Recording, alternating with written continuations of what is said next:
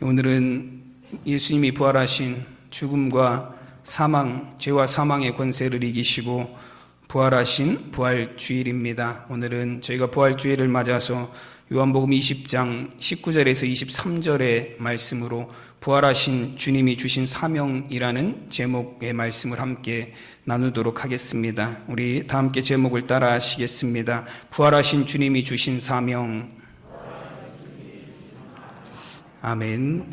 여러분, 우리가 예수님을 믿는 이 기독교는 부활의 종교입니다. 이 세상에서의 삶이 끝이 아니라 주님이 십자가에서 부활하셨듯 우리도 죽음에서 부활하여 하나님의 나라에서 천국에서 영원한 삶을 살 것을 믿는 믿음, 그것이 바로 우리 기독교 신앙의 기본입니다. 그래서 사도 바울은 이제 고린도전서 15장에서 보시면 고린도 교회 성도들을 심하게 책망합니다.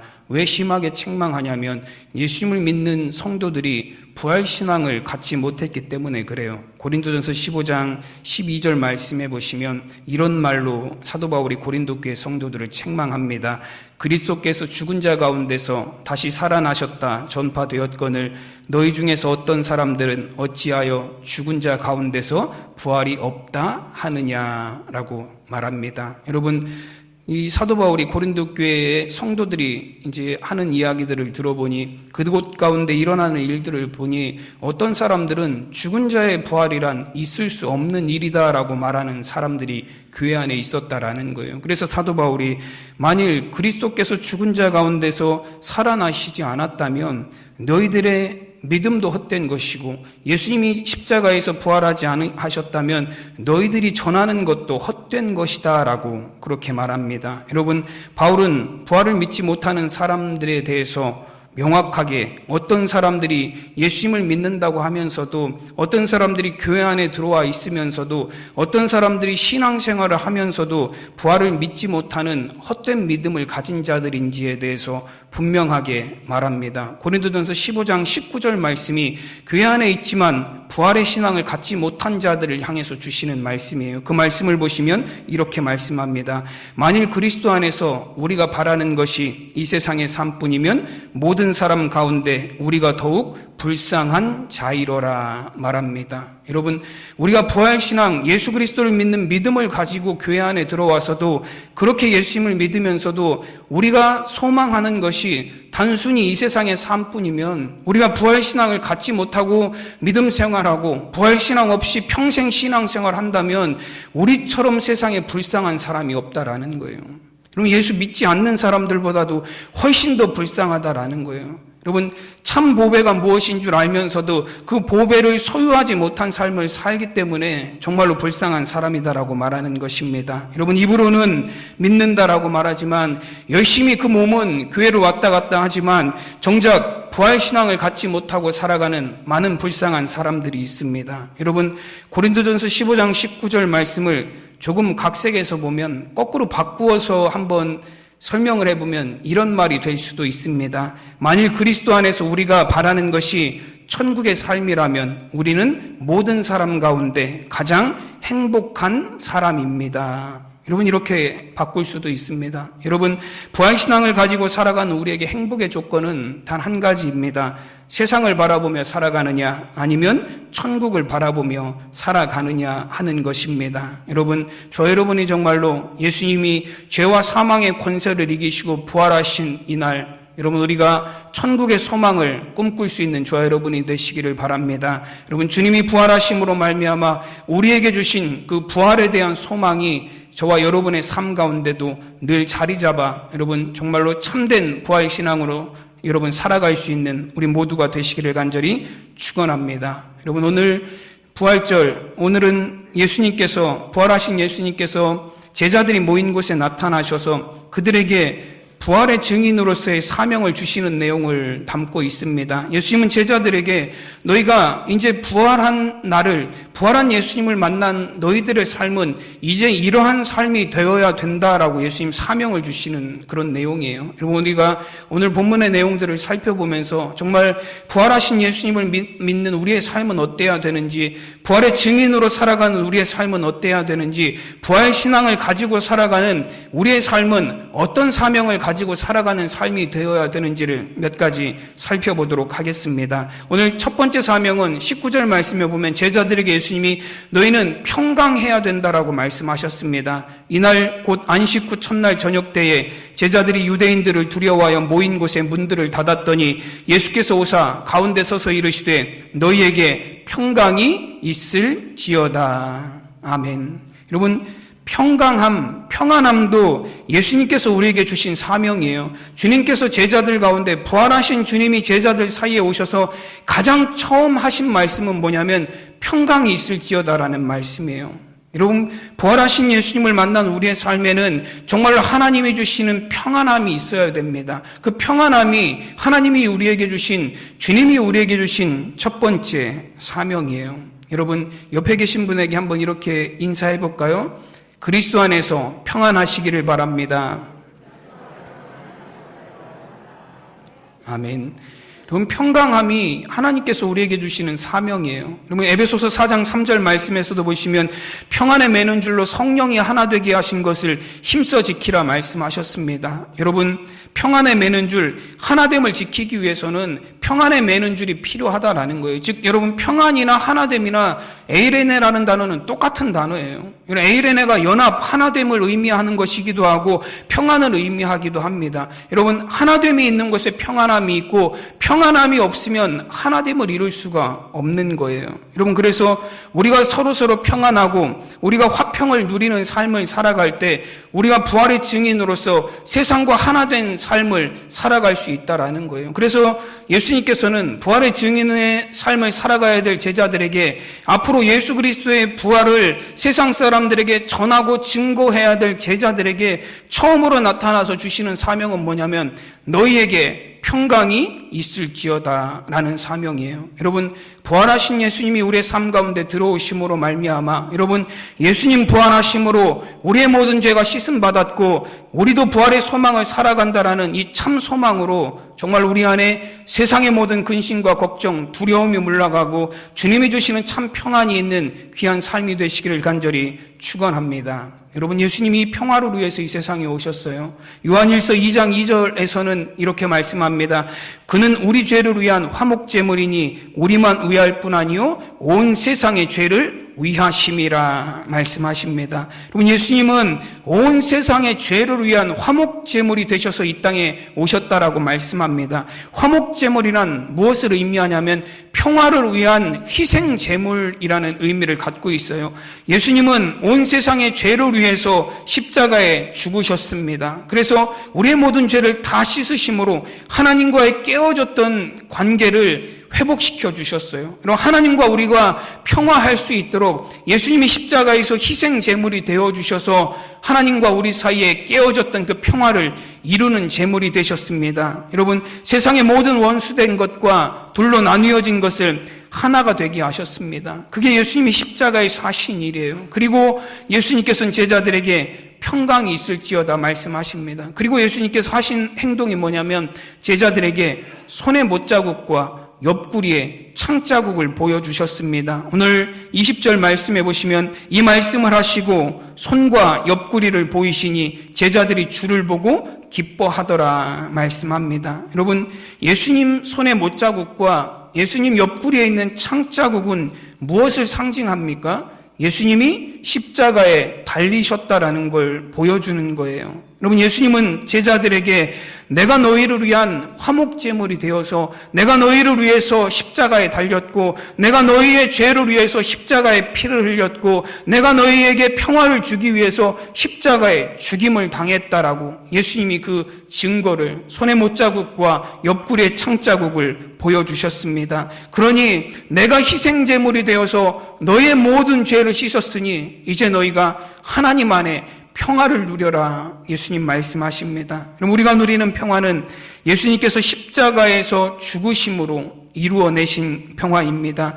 이사야 선지자가 예언하였듯 그가 징계를 받음으로 우리가 평화를 누리고 그가 채찍에 맞음으로 우리가 나음을 받았습니다. 여러분, 예수님께서 제자들에게 너희가 평강을 이루고 평강을 전하는 자가 되어라는 평강의 사명을 주신 것은 너희도 세상에 나가서 내가 너희를 십자가에서 평화롭게 하였듯 너희도 세상에 나가서 평화를 만드는 사람들이 되어야 된다라는 것입니다. 손과 옆구리를 보여주신 것은 평화를 이루는 자들이 감내해야 될 희생을 보여주시는 것입니다. 여러분, 하나됨을 위해서는, 또 평화를 위해서는, 그리고 그 평강이 이루어지기 위해서는 누군가의 희생을 통해서 만들어지는 것입니다. 소금이 녹아져서 짠맛을 내듯이 우리가 서로 녹아짐으로 세상의 평화를 이루어 갈 수 있는 부활의 증인들이 되시기를 바랍니다. 마가복음 9장 50절 말씀에서는 소금은 좋은 것이로되 만일 소금이 그 맛을 잃으면 무엇으로 이를 짜게 하리요? 너희 속에 소금을 두고 서로 화목하라 하시니라 말씀합니다. 여러분, 예수님께서 그의 제자들을 향해서 일찍이 너희는 세상의 소금이라 말씀하셨습니다. 주님이 십자가에서 화목제물이 되셔서 이루신 그 평화를 세상에 나누고 전하는 그 소금의 사명을 감당해야 될 것은 바로 너희들이다라고 말씀하신 거예요. 여러분, 우리가 맛을 잃어버리면, 우리가 소금의 맛을 잃어버리면, 우리가 짠맛을 잃어버리면 그리스도의 부활을 경험한, 그 부활을 증언해야 될 부활의 증언자들이 된 우리가 그 맛을 잃어버리면 세상의 평화의 맛을 누가 전할 수 있겠습니까? 여러분, 주님 안에 평강하시기 바랍니다. 그리고 여러분 안에 있는 평강을 우리의 이웃들과 우리의 주변 사람들에게 여러분 녹아진 소금이 되는 것처럼 여러분의 평강을 세상에 전할 수 있는 저와 여러분이 되시기를 간절히 축원합니다. 여러분, 평강을 선포하시고 평강의 사명을 주신 예수님께서 이제 제자들을 향해서 내가 너희를 세상으로 보낸다라고 보내심의 사명을 주십니다. 오늘 21절에 보시면 예수께서 또 이르시되 너희에게 평강이 있을지어다. 아버지께서 나를 보내신 것 같이 나도 너희를 보내노라 말씀하십니다. 제자들에게 평강을 주신 이후에 예수님은 제자들을 이제는 내가 너희를 세상으로 보낸다라고 말씀하십니다. 여러분, 보내심, 여러분 사도라는 의미 자체가 어떤 의미를 갖고 있냐면 보내심을 받은 자라는 의미를 갖고 있습니다. 예수님의 12제자들을 우리는 사도라고 부릅니다. 왜 사도라고 부르냐면 그들은 예수님에 의해서 보내심을 받은 사람들이기 때문에 그렇습니다. 그리고 예수님으로부터 보내심 받은 사도들의 첫째 조건은 무엇이냐면 평강이에요. 여러분, 주님의 부활을 목격하고 경험한 사람들에게는 그 안에 주님의 평강이 있다라는 겁니다. 그리고 부활하신 예수님을 만나 진정으로 그 삶에 평강을 이룬 사람들은 세상에 보냄받은 자가 되어서 세상에 그리스도의 평강을, 그리스도의 부활을 증언하는 자들이 될 수 있습니다. 사도행전 1장에서 가룟 유다를 대신할 제자를 선출할 때에 제자들이 내세운 조건은 단 한 가지였어요. 그 조건이 무엇이냐면 사도행전 1장 22절 말씀해 보시면 항상 우리와 함께 다니던 사람 중에 하나를 세워 우리와 더불어 예수께서 부활하심을 증언할 사람이 되게 하여야 하리라 말씀합니다. 여러분, 사도를 선택하는 조건 중에 단 하나의 조건이 뭐냐면 우리와 함께 예수의 부활을 증언할 자가 되어야 된다라는 거예요. 여러분, 사도의 가장 큰 사명은 예수님이 부활하셨음을 증언하고 전하는 것이 사도들의 가장 큰 사명입니다. 즉, 부활하신 예수님을 만나서 내 안에 그 부활하신 주님으로 말미암은 참된 평화를 이룬 자만이 부활을 증언할 자격을 갖추었다라는 거예요. 여러분, 내 안에 소금이 없는데 어찌 우리가 세상에 소금을 내는, 맛을 내는 소금이 될 수 있겠습니까? 내 안에 주님을 만나서 그 평화가 이루어지지 않았는데 어찌 우리가 주님의 부활로 말미암은 평화를 세상에 증언하고 전하는 자들이 될 수 있겠습니까? 여러분, 우리 하나님께서 우리를 택하시고 우리를 하나님의 자녀가 되게 하시고 구원하셔서 우리가 부활의 소망을 갖게 하심은 우리로 하여금 그 부활로 말미암아 평화를 누리게 하시고 우리가 누리는 평화를 세상의 전함을 통해서 예수 그리스도가 부활하셨음을 증언하는 삶을 살게 하시기 위함입니다. 여러분, 저 여러분의 삶에 여러분 정말로 하나님이 우리를 부르시고 보내심의 사명, 부활을 증언하는 그 사명을 감당할 수 있는 우리 모두가 되시기를 간절히 축원합니다. 여러분, 또한 보내심을 받은 자의 한 가지 또 다른 조건은 순종입니다. 여러분, 사명이라는 것은 내 생각이나 내 뜻이나 혹은 나의 목표를 이루겠다라는 게 아니에요. 여러분, 나의 목표를 이루고 내 뜻을 이루기 위한 것은 사명이 아니라 야망이고 욕망입니다. 여러분, 예수님은 우리를 보내실 때 욕망과 야망을 이루라고 보내신 것이 아니라 하나님의 사명을 이루라고 우리를 보내셨어요. 여러분, 사명을 보냄받은 자들에게 여러분 꼭 중요한 것, 반드시 필요한 것은 무엇이냐면 나를 보내신 이의 뜻을 행하는 거예요. 하나님이 우리에게 사명을 주셔서 보내셨다라는 것은 내가 하나님께서 나를 보내신 그 뜻과 하나님의 사명을 내가 반드시 이루겠다라는 것을 의미합니다. 여러분, 사명을 받은 자가 늘 숙고하고 늘 잊지 말아야 될 것은 무엇이냐면 나를 보내신 하나님의 뜻이 무엇인가 하는 것입니다. 여러분, 예수님께서도 요한복음 4장 34절에서 말씀하셨습니다. 나의 양식은 나를 보내신 이의 뜻을 행하며 그의 일을 온전히 이루는 이것이니라. 여러분, 예수님은 나의 양식은 나를 보내신 이의 뜻을 행하고 그것을 그의 일을 온전히 이루는 것이라 말씀하셨습니다. 여러분, 양식이라는 것이 무엇입니까? 양식은 먹지 않으면 우리가 죽는 것이 양식이에요. 우리는 매일매일 양식을 먹습니다. 여러분, 오늘 아침에 밥을 먹어도 저녁 때가 되면 또 어때요? 배가 고프시죠? 괜찮으신가요? 며칠쯤은 안 드셔도 되나요? 우리는 아침에 먹었어도 저녁에 또 배가 고파요. 금방 배가 불러서 더 이상 못 먹겠다 하지만 자고 일어나면 그 다음날 아침이면 다 꺼져서 또 밥을 먹어야 돼요. 여러분, 양식이라는 것이 무엇을 의미하냐면 우리의 몸을 살게 해주는, 우리가 살아갈 수 있는 힘을 주는 게 양식이에요. 근데 예수님은 나의 양식은 무엇이라고 말씀하시냐면 나를 보내신 이의 뜻을 행하고 그의 일을 온전히 이루는 것이 양식이다라고 말씀하셨어요. 그 의미는 무엇이냐면 내가 살아가는 이유는, 내가 세상을 살아가는 단 한 가지 이유는 뭐냐면 하나님의 뜻을 행하고 하나님의 일을 이루는 것, 그것이 내가 살아가는 단 한 가지 이유다라고 말씀하신 것입니다. 여러분, 예수님이 세상에 존재하는 목적은 무엇이냐면 하나님이 나에게 주셔서 이 세상에 보내신 그 사명, 그걸 이루는 것이 예수님이 세상에 오신 목적이다 말씀하셨습니다. 여러분, 우리가 사명을 받았다라는 것, 우리가 보내심을 받았다라는 것은 무엇을 의미하냐면 아버지 하나님의 뜻을 우리의 삶 가운데 이루는 것입니다. 여러분, 예수님께서는 부활하셔서 제자들에게 나타나셔서 내가 너희를 보내노라 말씀하셨습니다. 너희를 세상에 부활의 증인이 되게 하려고 내가 너희를 보내노라 말씀하셨습니다. 여러분, 보내심 받은 사도들, 그리고 그 사도들로부터 복음을 받은 우리, 이제는 우리가 예수님의 보내심을 받은 이 땅에 하나님 예수 그리스도의 부활을 증언하는 증언자들인 줄로 믿습니다. 정말로 하나님께서 또한 주님께서 우리를 보내신 그 주님의 뜻을 기억하며 세상에 부활의 증언자로서의 보내심을 받은 자로서의 사명을 감당하는 저 여러분이 되시기를 간절히 축원합니다. 여러분, 예수님께서는 내가 너희를 세상에 보낸다라고 말씀하시고 그 이후에 어떤 사명을 또 주시냐면 성령을 받으라는 사명을 주세요. 오늘 22절 말씀입니다. 이 말씀을 하시고 그들을 향하여 숨을 내쉬며 이르시되 성령을 받으라 말씀합니다. 여러분, 성령님은 우리를 도우시는 분이십니다. 우리를 위해서 간구하시고 주님 안에 살아갈 수 있는 힘과 능력을 주시는 분이 성령님이십니다. 그래서 요한복음 14장 26절 말씀에 보면 보혜사 곧 아버지께서 내 이름으로 보내실 성령, 그가 너희에게 모든 것을 가르치시고 내가 너희에게 말한 모든 것을 생각나게 하리라 말씀하십니다. 여러분, 도우시는 성령님께서 우리로 하여금 주의 사명을 감당할 수 있도록 가르쳐 주시고 인도하여 주십니다. 그래서 예수님께서 제자들에게 성령 받으라 말씀하시기 전에 내가 너희를 아버지께서 나를 보내신 것 같이 나도 너희를 보낸다라고 말씀하셨습니다. 여러분, 우리가 예수님이 우리를 보내셔서 사도들에게 주신 그 사명, 이제 사도들로부터 우리가 받은 그 부활을 증언하는 사명, 그 사명을 감당하기 위해서는 우리가 성령 충만해야 그 사명을 감당할 수 있다라는 말씀이에요. 여러분, 보내심을 받은 자들이 그 사명을 감당하기 위해서 꼭 필요한 것은 무엇이냐면 세상의 지식도 아니에요. 여러분, 세상의 힘과 능력과 권세도 아닙니다.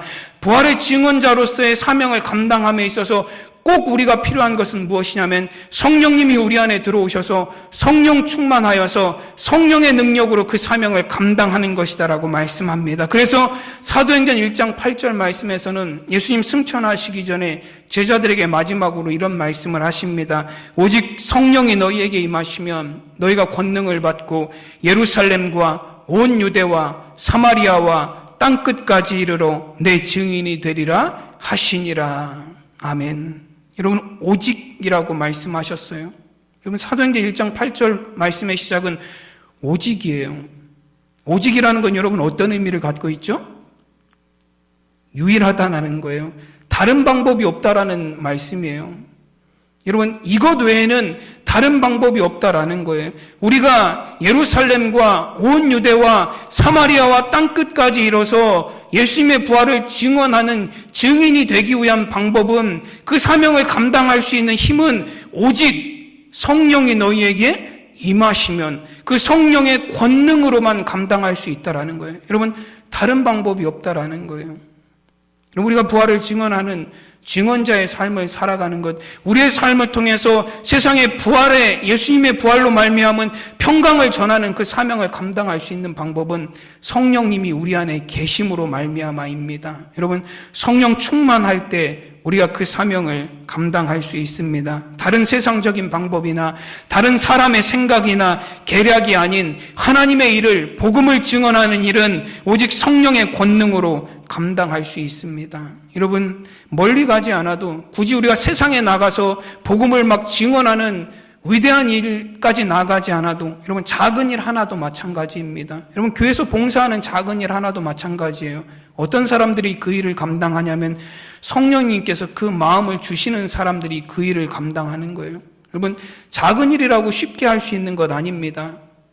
여러분, 별거 아닌 일이라 그래서 누구나 다 하는 거 아니에요. 어떤 사람들이 그 일을 감당하냐면 성령님께서 그 마음을 움직이셔서, 성령님께서 그 마음에 감동을 주셔서, 성령님께서 그 마음에 은혜를 주셔서 감당할 수 있는 힘과 능력을 주실 때 우리가 감당할 수 있어요.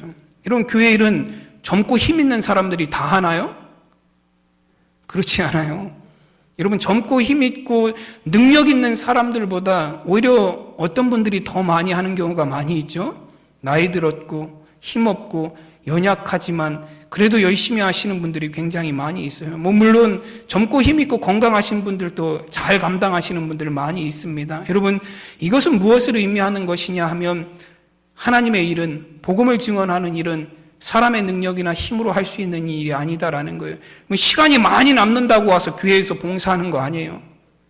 여러분, 돈이 많다 그래서 헌금을 하나님 앞에 잘 드리는 거 아닙니다.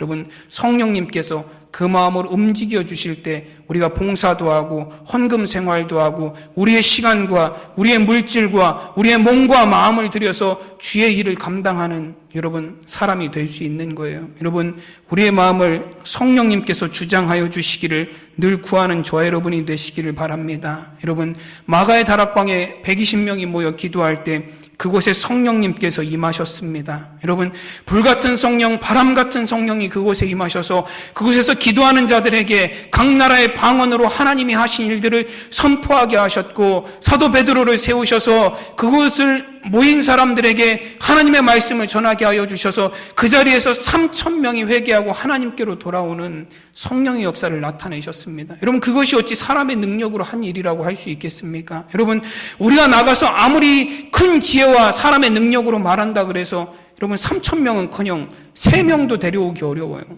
여러분, 성령이 임하시면, 성령의 이 능력이 그곳 가운데 임하시면 그곳에 하나님의 역사가, 여러분, 회개의 역사가, 그곳에 복음의 역사가, 부활의 역사가 그곳 가운데 나타날 줄로 믿습니다. 여러분, 사도들의 걸음걸음마다, 여러분, 성도들의 걸음걸음마다 성령이 함께 하셔서, 여러분, 성령을 통해서 하나님의 복음이 120명이 모여 기도하던 마가의 다락방에서 온 세계에 하나님의 복음이 전하여져서 지금은 전 세계에 20억 명이 넘는 사람들이, 여러분, 하나님의 복음을, 예수 그리스도의 부활을 증언하는 자들로 살아가고 있습니다. 여러분, 성령님은 하나님께서 저와 여러분에게 우리가 부활의 증언자의 사명을 감당할 수 있도록 하나님께서 주신 선물입니다. 여러분, 우리에게 주신 복음의 사명, 평화의 사명을 우리의 힘과 능력이 아니라 성령 충만함으로 감당하는 저 여러분이 되시기를 간절히 축원합니다. 여러분, 네 번째로 마지막으로 주신 사명은 용서하며 살라고 말씀하십니다. 오늘 23절에 보면 너희가 누구의 죄든지 사하면 사하여질 것이요 누구의 죄든지 그대로 두면 그대로 있으리라 하시니라 말씀합니다. 여러분, 용서는 평화를 이루는 사람들이 반드시 가져야 될 사명이에요.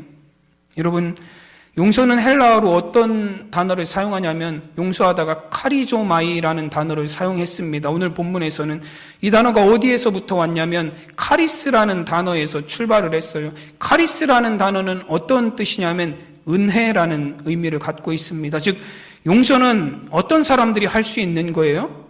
하나님의 은혜를 충만하게 받은 사람들이 할 수 있습니다. 여러분, 예수 그리스도의 십자가의 은혜로 내가 용서받았음을 확신하는 사람이 다른 사람의 죄도 용서하며 살 수 있어요. 여러분, 용서는 은혜 받은 자들이 세상에 나아가서 베푸는, 은혜 받은 자들이 세상에 나가서 전할 수 있는, 여러분, 예수님이 우리에게 주신 은혜의 사명이에요. 여러분, 우리가 죄 지은 자를 용서하며 산다라는 것, 정말로 나에게 잘못하고 나에게 죄 짓고 나에게 실수한 사람들, 우리가 그에게 용서할 수 있다라는 건 예수님이 나에게 주신 용서가 내 안에 있다라는 거예요. 여러분, 그래서 용서가 어떤 의미를 또 갖고 있냐면 그냥 주다라는 뜻을 갖고 있어요. 왜냐하면 예수님이 우리에게 주신 용서도 어떻게 주신 거예요? 여러분, 싹싹 빌어서 얻으신 건가요? 아니에요. 예수님이 우리를 용서하신 그 용서도 그냥 주신 거예요. 여러분, 아무런 공로 없어도, 우리가 아무런 행위가 없어도 예수님 우리를 용서하여 주셨습니다. 예수님이 주신 그 용서는 그냥 주신 용서예요. 그래서 그 용서를 받은 우리도 그냥 용서하는 거예요. 무슨 조건이 있어서 용서하는 거 아닙니다. 네가 나에게 싹싹 빌었으니 내가 용서해 줄게. 네가 나에게 잘못했다고 와서 그렇게 하니 내가 용서해 줄게가 아니에요. 네가 아무것도 하지 않아도 예수님이 나를 용서해 주셨으므로 내가 너를 용서한다.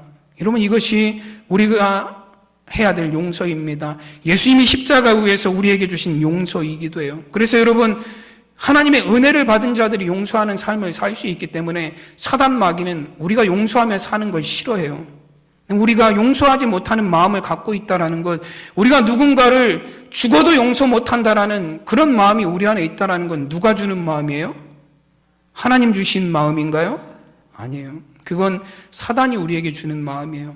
고린도후서 2장 10절에서 11절까지 말씀해 보시면 너희가 무슨 일에든지 누구를 용서하면 나도 그리하고 내가 만일 용서한 일이 있으면 용서한 그것은 너희를 위하여 그리스도 앞에서 한 것이니 이는 우리로 사탄에게 속지 않게 하려 함이라. 우리는 그 계책을 알지 못하는 바가 아니로다 라고 말씀합니다. 여러분, 사도 바울은 뭐라고 고백을 하냐면 우리가 용서하지 못하며 사는 것은 뭐라고 이야기하죠? 사탄의 속임수라고 말해요. 사탄의 계략이라고 말합니다. 우리가 용서하지 못함으로, 우리가 우리 안에 미움을 갖고 살므로, 우리가 우리 안에 누구를 원망하는 마음을 갖고 살고 내가 죽어도 용서하지 못하는 그 마음을 갖고 살게 함으로 말미암아 예수님이 우리에게 주신 용서의 은혜를 다 까먹는 삶을 살기를 원한다라는 거예요. 그래서 우리가 불행한 삶을 살기를 원한다라는 거예요. 사단은 용서받지 못한 자로 우리가 살아가기를 원하기 때문에 사단은 우리가 용서하며 사는 것을, 그런 삶을 살지 못하게 만들어요. 그래서 계속 미워해라. 저 사람은 너에게 미워할 만한 할 짓을 하지 않았냐. 저 사람이 너에게 준 상처를 잊지 말아라. 저 사람이 너에게 한 말, 그거 절대 잊지 마. 잊으면 안 돼. 우리에게 용서하지 못하는 삶을 살게 만들어요. 여러분, 그건 사단이 주는 마음이에요.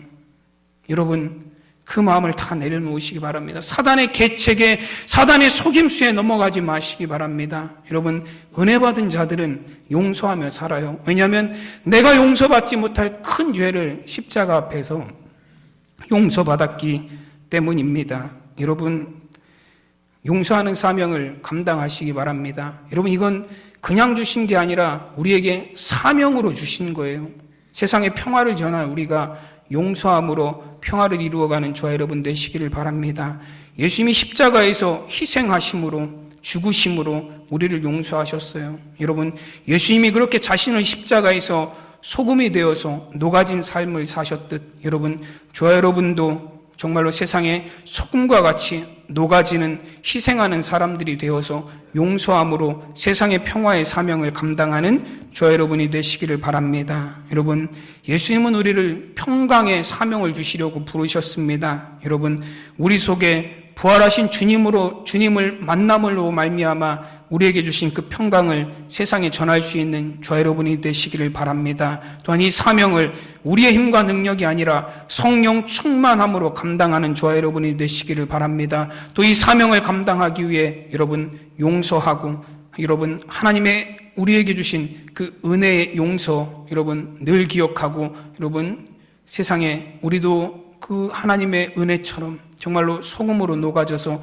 용서하며 살아가는 저와 여러분 되시기를 간절히 축원합니다. 기도하겠습니다. 하나님의 은혜와 사랑을 감사드립니다. 예수님 십자가에서 죽으시고 부활하심으로 말미암아 우리에게도 하나님 정말로 세상의 삶이 아니라 천국의 삶, 부활의 소망을 갖고 살게 하신 그 은혜를 감사드립니다. 주님, 부활하셔서 제자들에게 평강의 사명을 주셨습니다. 너희가 평강하라. 이제 내가 너희의 모든 죄와 허물을 다 십자가에 씻어 주었으니 너희 안에 평안하라 말씀하셨습니다. 또 평안함을 세상에 전하는 사명, 내가 너희를 보내노니 너희가 세상에 평화를 전하는 자들이 되어라. 성령 충만하여서 성령의 능력으로 감당하여라. 서로 용서함으로 평화의 사명을 감당하는 너희가 되어라 말씀하셨습니다. 정말로 이 땅에 부활을 증언하는 부활의 증언자로서 예수 그리스도의 평화를 전하는 평화의 증언자로서 하나님 정말 우리 안에 먼저 평안을 이루게 하시고 용서를 이루게 하시고 성령 충만하게 하셔서 주의 사명 감당케 하여 주시옵소서. 감사하며 우리 주 예수 그리스도의 이름으로 기도드리옵나이다. 아멘.